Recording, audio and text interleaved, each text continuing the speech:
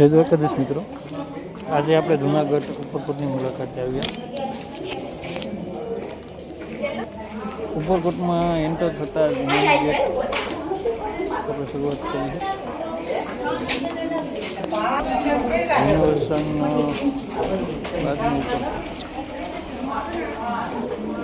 Renovation પહેલાં 5 રૂપિયા ticket હતી, અત્યારે 100 રૂપિયા થઈ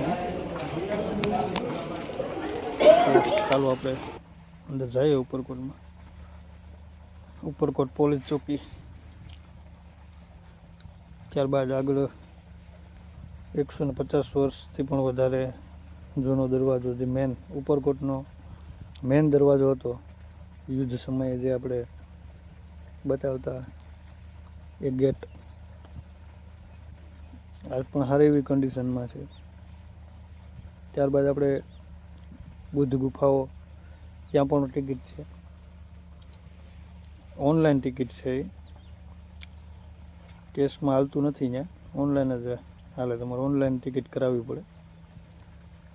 પણ અહીંયા અંદર રિનોવેશનનું છે, પણ 30-40% જેવું રિનોવેશન થયું અંદર ગુફામાં. બહુ જાજુ રિનોવેશન છે નહીં, પણ અહીંયા બહુ જૂનવાણી અનુભવ થાય એમ. એનું વાતાવરણ એકદમ ઠંડકવાળું, અને ત્યાંની જે આ ગુફાની કોતરણી નકશીકામ છે, બહુ કે અહીંયા જ રહેવી આપણે એમ એવું થાય. જો મારી ઢીંગલી, જો મજા આવી ગઈ એને.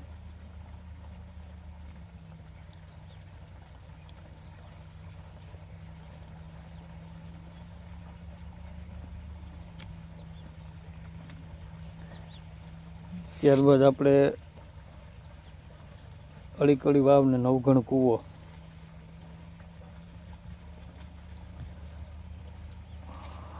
નવઘણ કૂવો તો બાજુમાં, સાઈડમાં બીજી બાજુ છે. અડીકડી વાવ,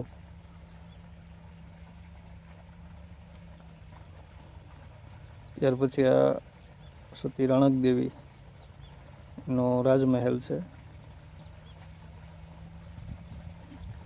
અને અહીંયા ઉપર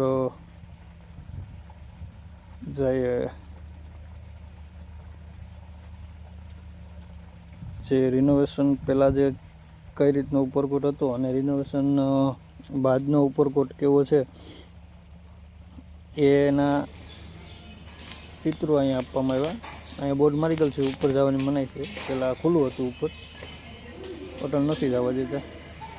જો અહીંયા ઉપરકોટના બધી પહેલાં રિનોવેશન પહેલાંની હાલત અને પછીની હાલત. આજે અમુક આ બીમ, આ પિલોર દેખાય ને, એ પિલોર અમુક નવા છે, અમુક જૂના છે, જે જૂનવાણી પહેલાંના હતા એ. પણ મજા બહુ આવે એમ, અહીંનું વાતાવરણ જ કંઈક અલગ છે.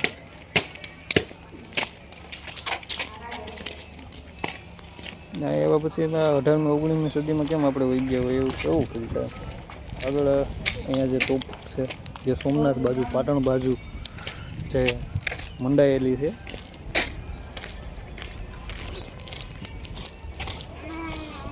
ત્યારબાદ જે ઉપરકોટનું સરોવર, જ્યાંથી જૂનાગઢને પાણી પૂરું પાડવામાં આવે છે. જોકે પહેલાં તો જૂનાગઢ નહોતું એટલું બરાબર વિકસિત. ઉપર